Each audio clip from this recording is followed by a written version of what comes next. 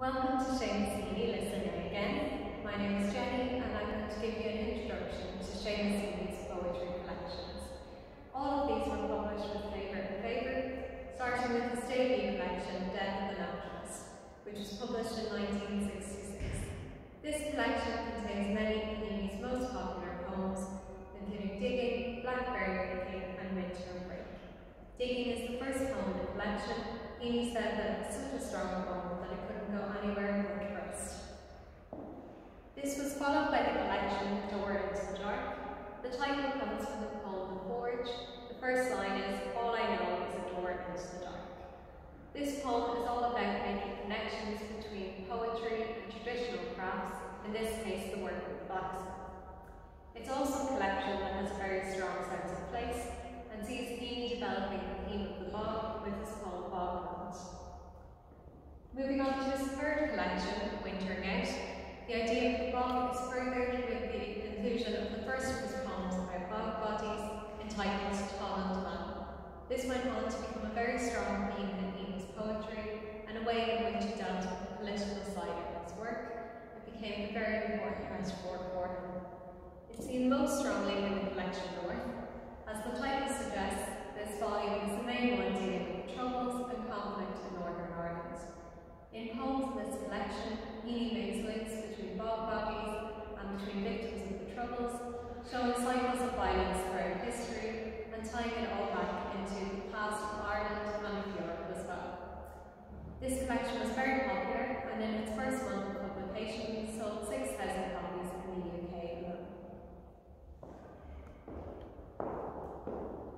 A very different volume is Fieldwork. This volume reflects on the time that Heaney spent in Wicklow, with a sequence of Glanmore sonnets remembering Glanmore Cottage, a place which Heaney said saved his imaginative existence. This collection also contains a number of love poems, including The Skunk and The Otter. His wife Marion said that it's her favourite of his poetry volumes. Station Island is the longest volume. The central poem, with the same title as the book, explores a pilgrimage to Loch Derg, and the central theme of this book is about the poet's connections to history and religion. It also contains a number of personal poems, such as another love poem, The Underground. This is followed by Heaney's shortest volume, The Hall Lantern, which has themes of memory and loss. It contains the Clearance's sequence, written in memory of his mother.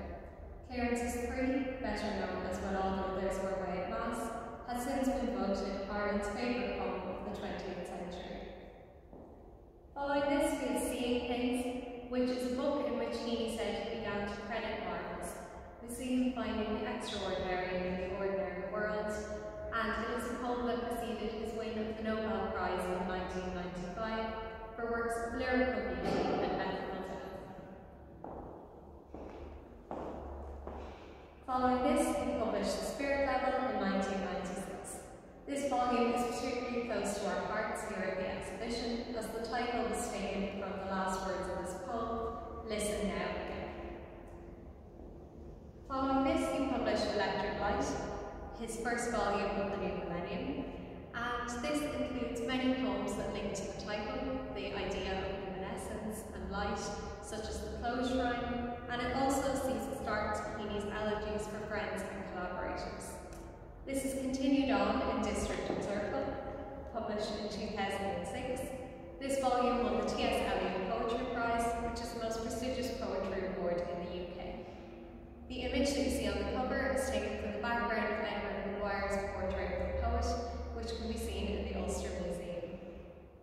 And then finally, we have Heaney's collection from 2010, Human Chain. It's a collection that is reflective, but also looks forward. He referred to this point in his life as the age of births, with the birth of his grandchildren, and there are poems for two of his granddaughters in this volume.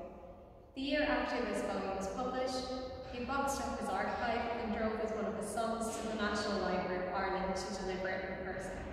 Our exhibition is based on this archive, so to learn more about Heaney's life and his work, do come visit us here at the Bank of Ireland Cultural and Heritage Centre to see Seamus Heaney Listen Now Again. Thank you.